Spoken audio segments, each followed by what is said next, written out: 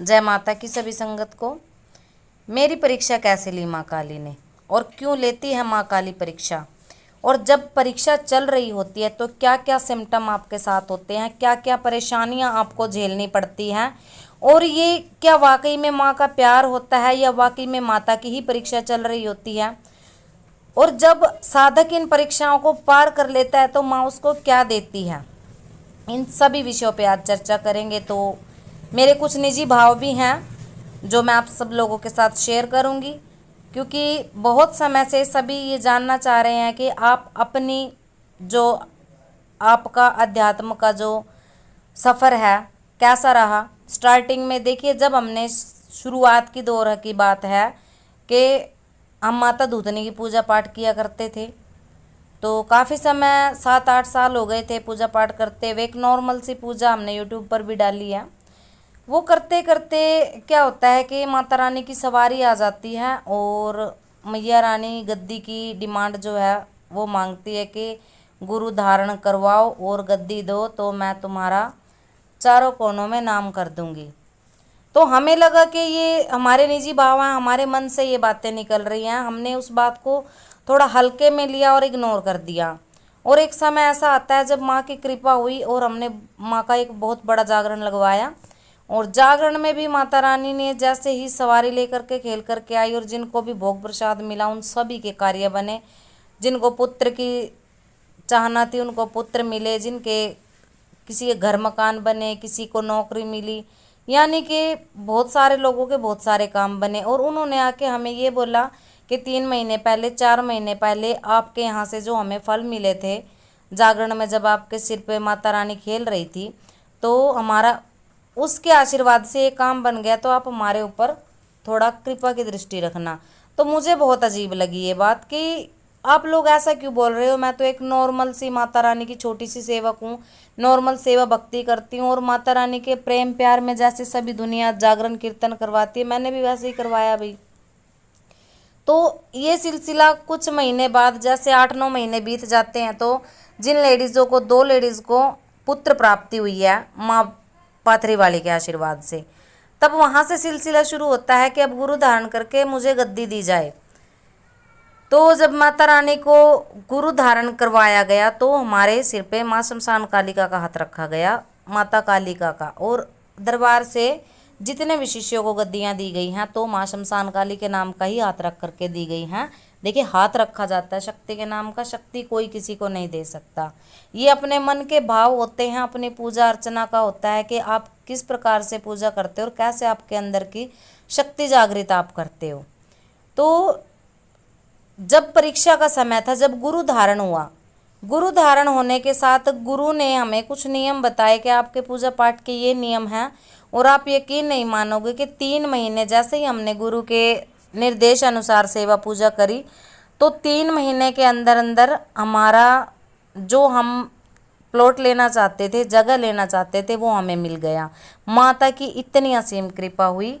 परंतु कृपा होने के बाद जैसे ही भोग प्रसाद उनको लगाने जाते हैं, तो क्योंकि शमशानों वाली माता है, ये तामसिक भोग पर ही चलती है और हमने इनको मीठे भोग पर चला रखा था। तो जैसे ही हम उनका भोग प्रसाद लगाने जाते हैं तो हमारे पाँव में अचानक से कट लग जाता है माता के स्थान पे, हमें पता भी नहीं होता और माँ अपना भोग ले चुकी होती है।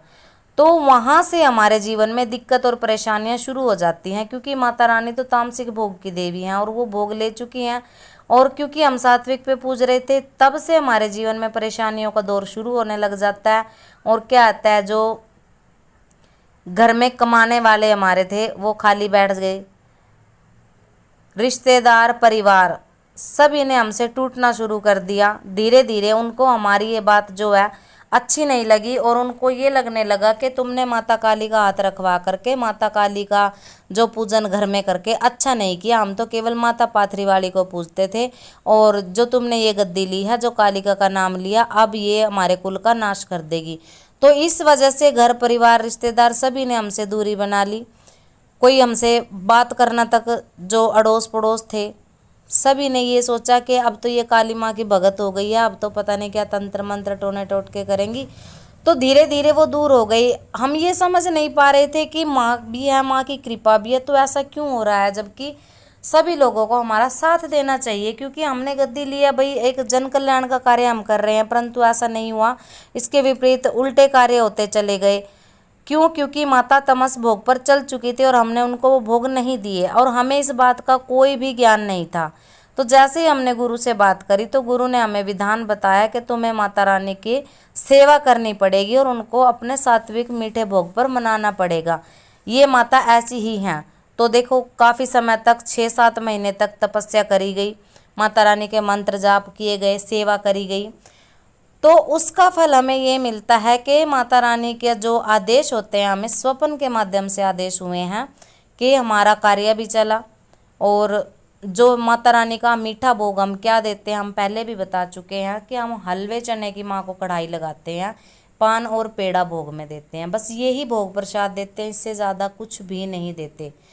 तो इस भोग पर जैसे माँ ने चलना शुरू किया तो माता रानी ने जैसे ही हमारा चैनल हमने बनाया था, चैनल की ग्रोथ हुई, चैनल से संगत जुड़नी शुरू हुई, आसपास के गांवों के लोग भी आने लगे और माता रानी की दया से उनके कार्य भी बढ़ने लगे।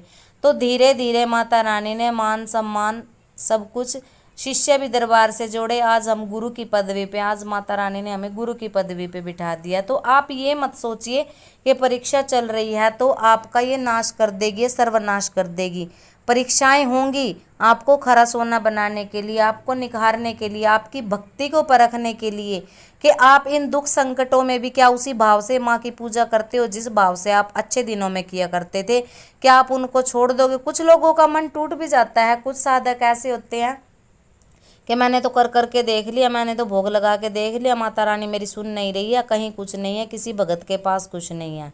बहुत सारे लोग परीक्षाओं में खिसिया जाते हैं और अपनी पूजा पाठ को छोड़ देते हैं। बहुत सारे लोगों को हमने देखा जो पूजा पाठ छोड़ देते हैं जब उनके घर में पैसे के लाले पड़ जाते हैं, जब उनकी परीक्षा चल रही होती है। देखो, आपके घर की शक्तियाँ भी आपकी परीक्षा लेती है। इनमें कौन होता है? आपकी कुल देवी होती है, आपके पितर होते हैं।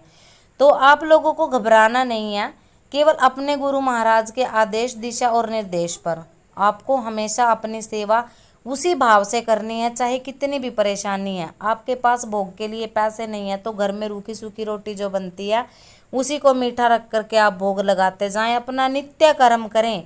और जैसे आप कर्म करते जाओगे तो देखना कि धीरे धीरे माता रानी आपको जीरो से हीरो कैसे बना देती है।